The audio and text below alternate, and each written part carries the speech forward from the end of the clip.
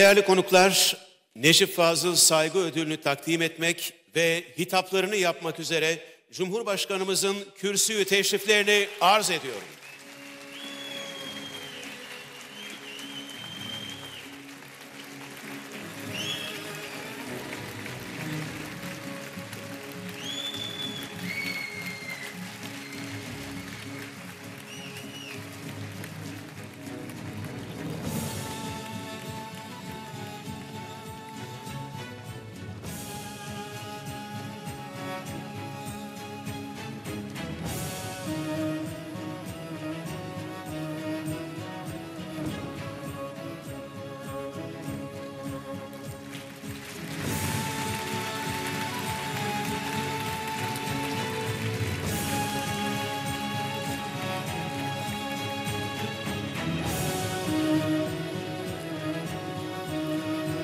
Necip Fazıl Saygı Ödülünü kazananı Sayın Nevzat Atlı'yı tebrik ediyor, kendisini yerine uğurluyoruz.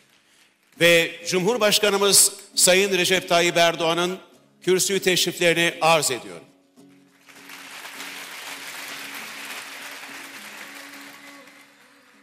Sözlerimin hemen başında Sultan-ı Şuara Üstad Necip Fazıl Kısaküre'yi bir kez daha minnetle, özlemle, hasretle yad ediyorum. Üstad, ben söylemezsem kimse söylemez. Ben olmazsam kimse olmaz. Ben yapmazsam kimse yapmaz. Ben yazmazsam kimse yazmaz inancıyla ömrünü son nefesine kadar kutlu bir davaya adamıştı. Tüm hayatını fikir Mehmetçikleri yetiştirme mücadelesiyle geçiren üstada Rabbimden rahmet niyaz ediyorum. Star Medya Yayıncılığın tüm mensuplarına üstadın mirasına ve aziz hatırasına sahip çıktıkları için teşekkürlerimi sunuyorum. Necip Fazıl gibi büyük dava, fikir ve edebiyat adamlarının hatıralarını yaşatma misyonunun sadece bir kesimin, bir grubun, bir kurumun sınırları içine hapsedilemeyeceğine inanıyorum. Böylesine abide isimlerin fikri mirasları ne kadar çok mecrada yaşatılır ve yükseltilirse, ülkemiz ve milletimiz için olduğu kadar onların ömürlerini vakfettikleri davaları içinde o derece büyük bir kazanç ortaya çıkar. 2014 yılında büyük umutlarla başlatılan Necip Fazıl ödüllerinin adına ve ağırlığına mütenasip bir şekilde kültür ve edebiyat dünyamızdaki saygın yerini gün geçtikçe daha da pekiştirmesinden memnuniyet duyuyorum. Elbette bunların hepsi önemlidir, değerlidir. Ancak Necip Fazıl ödüllerinin esas başarısı fikir ve sanat dünyamızın özgürleşmesine, zenginleşmesine, çeşitlenmesine yaptığı katkıdır. Bu ödüller asıl büyük değişimi, asıl inkılabı burada gerçekleştirmiştir. Çünkü Türkiye'nin düşünce ve yazı hayatı çok uzun yıllar her türlü keyfiliğin, her türlü bağnazlığın sergilendiği bir alan olmuştur. Eserin özgünlüğünden ziyade ideolojisine bakan, yazarın kimliğini eserinin önüne koyan bir kesim, tekellerine aldıkları bu alanda kendi hizipleri, kendi küçük grupları dışında hiç kimseye hayat hakkı tanımamıştır. Bu kesimin senelerce baş tacı ettiği, ödüle boğduğu birçok ismin tek alameti farikası fikirlerinin orijinalliğinden, eserlerinin kalitesinden, oyunculuklarının gücünden ziyade kendileriyle aynı marjinal ideolojik kabileye mensubiyetleridir. Millete tepeden bakan, kendi insanını hor, hakir gören, kaymağını yedikleri bu ülkeye adeta asalak gibi yapışan elitler, Türkiye'nin kültür hayatının çoraklaşmasının da başlıca müsebbipleridir. Üstad Necip Fazıl son nefesini verinceye kadar devlet gücünü elinde tutan, işte az önce ifade ettiğim bu statükonun ve kalemşörlerinin hedefi olmuştur. Tam 8 kez hapse giren Üstad 79 yaşında Dar-ı Bekaya yine ardında bir mahkumiyet kararı bırakarak göçmüştür. Fakat Üstad yılmamıştır. Ve bir keresinde hakim efendi, artık bıktık senden. Sürekli buraya geliyorsun, gidiyorsun. Üstadın cevabı çok ilginçtir. Siz burada hancı, ben bu davada yolcu oldukça ben bu hana daha çok uğrarım diyor.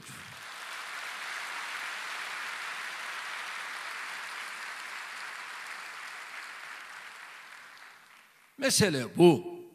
Davaya inanmak bu. Bu yolda yolculuk bu. Üstad sırf milletin değerleriyle, tarihiyle, kutsallarıyla barışık kimliğinden dolayı sürekli belli çevrelerin karakter suikastine maruz kalmıştır. Şiirinin gücüne, eserlerinin kalibresine rağmen sırf baskılara boyun eğmediği için takunyalı, gerici, süper mürşit denilerek tahfif edilmiştir. O dönemin kimi gazetelerine baktığınızda üstadın yazılarından dolayı her mahkemeye çıkışını müjde edasıyla veren manşetler görürsünüz. Aynı dönemin köşe yazarlarına baktığınızda fikirle, kalemle, kelamla bileğini bükemedikleri Necip Fazıl'ı hakaretlerle alt etmeye çabalayan zavallıları görürsünüz. Yine o dönemi incelediğinizde Necip Fazıl'ı susturmaya yönelik her baskıyı, her yargı kararını, her hukuksuz teşebbüsü sevinç naralarıyla karşılayan işporta aydınları görürsünüz. Tabii bir de ilim ve fikir yoksunu çapulcuların egemenliğine girmeyi reddeden bir Necip Fazıl Kısaküre'yi görürsünüz.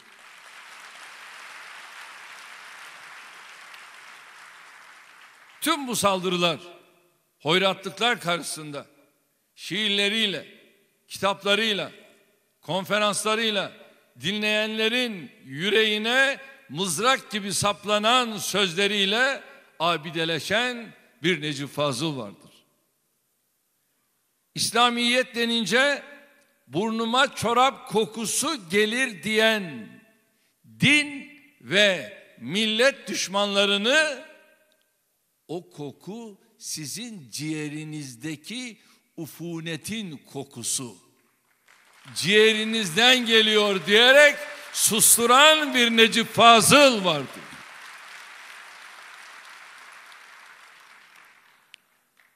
Allah ve ahlak demenin yasak olduğu günlerde kendi ifadesiyle küfür kilerinden ekmek yemektense İslam çilehanesinde aç kalmayı canına minnet gören bir Necip Fazıl vardır.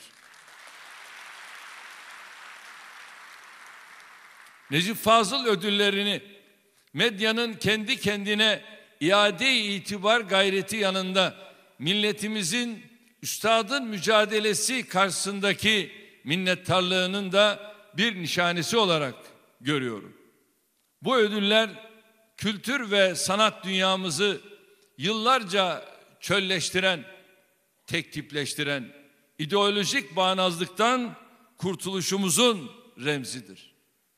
Ülkemizin kendi köklerine, kendi değerlerine sahip çıkma konusundaki kararlılığının ifadesi olan bu ödüller aynı zamanda milletimizin kendi münevveriyle hiçbir komplekse kapılmadan kucaklaşmasının sembolüdür. Bu bakımdan Necip Fazıl ödüllerinin ihdasını, devamlılığını ve başarısını son derece önemli buluyorum. Bu başarıda emeği, alın teri ve katkısı olan herkese teşekkür ediyorum. Necip Fazıl ödüllerinin açtığı gedikten yürüyen genç sanatçılarımız, şairlerimiz, romancılarımız, düşünce adamlarımız, sınırları ve çağları aşan kaliteli çalışmalara imza atacaklardır, ben buna inanıyorum. Gelecek nesillere üstadın hayalini kurduğu güçlü bir Türkiye'yi inşallah bu eserlerle bırakacağımıza inanıyorum. Değerli kardeşlerim, sevgili gençler, bugün yine ülkemizin kültür hazinesini zenginleştiren eserlere imza atan kültür ve sanat erbabımıza ödüllerini takdim ettik. Şiir dalında ödüle layık görülen "Saçların hangi ülkenin ırmaklarında ıslanır? İkindi gölgesi oralarda da uzun mu? Oralarda da seven horlanır. Sevilen vurulur mu?" mısralarının sahibi Sayın Arif Ay'ı tebrik ediyorum.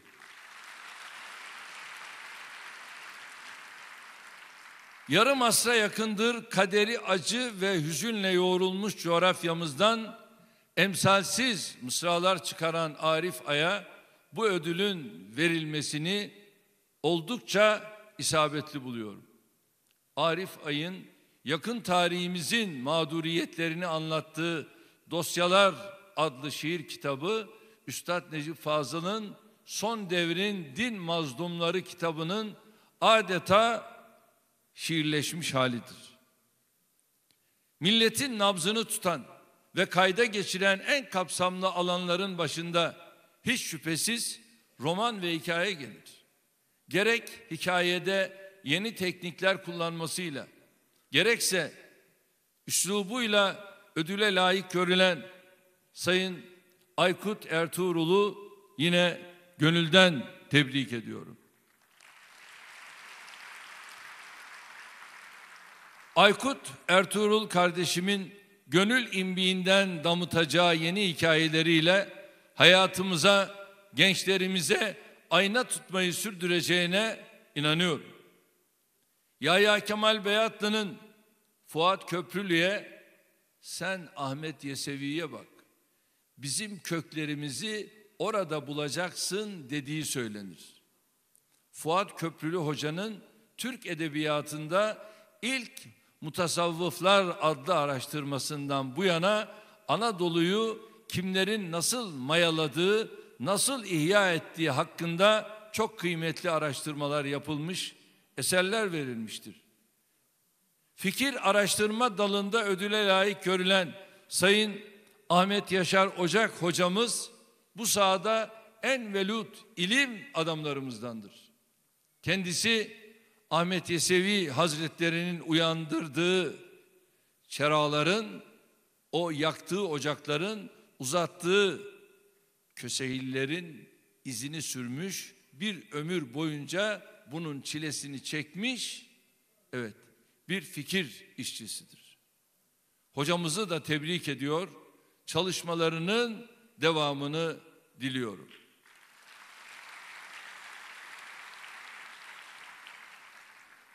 İlk eser dalında ödül alan Sayın Yasemin Karahüseyin ve Sayın Fatih Baha Aydın kardeşlerimi de tebrik ediyorum. Üstadın Bir Adam Yaratmak kitabını Arapçaya tercüme eden, Osmanlı tarihi alanında gerçekleştirdiği çalışmalarla, tarihimizden yaptığı çevirilerle kültür hayatımıza katkı sunan Sayın Profesör Doktor Muhammed Harp hocamızı tebrik ediyorum.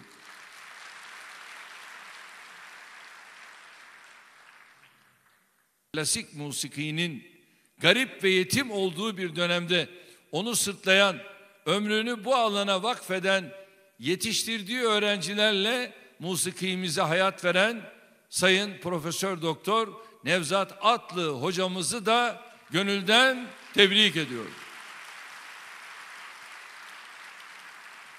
Sayın hocamıza hizmetleri için şahsım, ülkem ve milletim adına şükranlarımı sunuyor. Rabbimden sağlıklı, hayırlı, uzun ömürler niyaz ediyorum.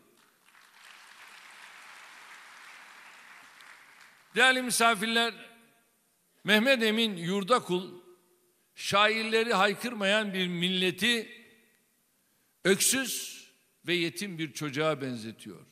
Yani milli ve yerli şairlerden mahrum kalmış bir millet, tıpkı bir yetim çocuk gibi mahzundur, mahcuptur, sessiz ve kimsesizdir.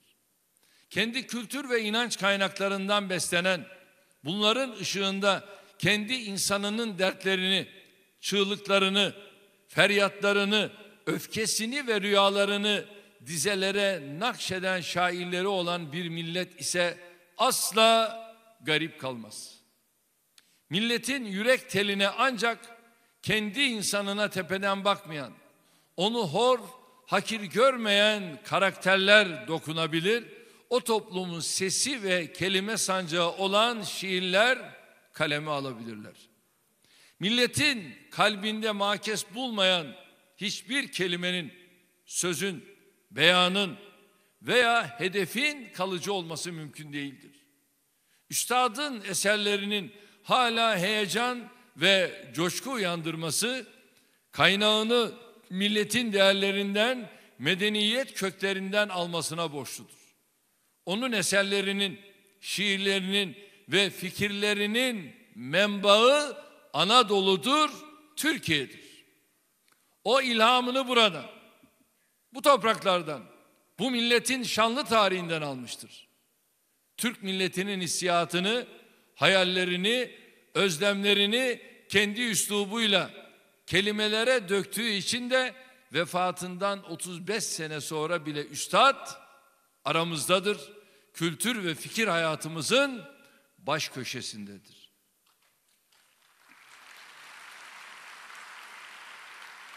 Bize düşen üstadın uğruna hayatını adadığı davaya sahip çıkarak onu anlamak, ona yoldaş olmaktır. Üstada yapılacak en büyük kötülüklerden birisi Necip Fazıl Kısaküre'yi tabulaştırarak onu hayatımızın dışına itmek olacaktır. Ne mutlu bize ki Necip Fazıl gibi bir hazineye sahibiz.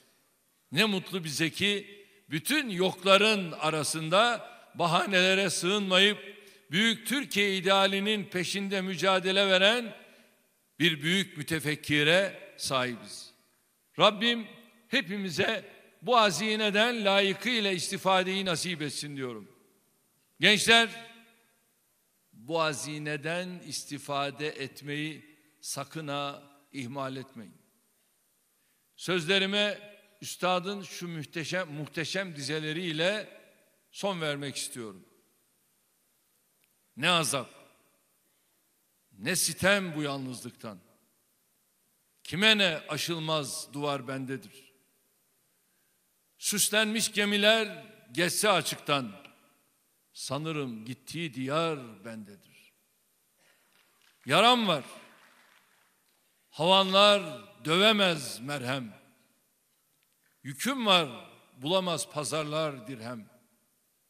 Ne çıkar bir yola düşmemiş gölgem. Yollar ki Allah'a çıkar bendedir.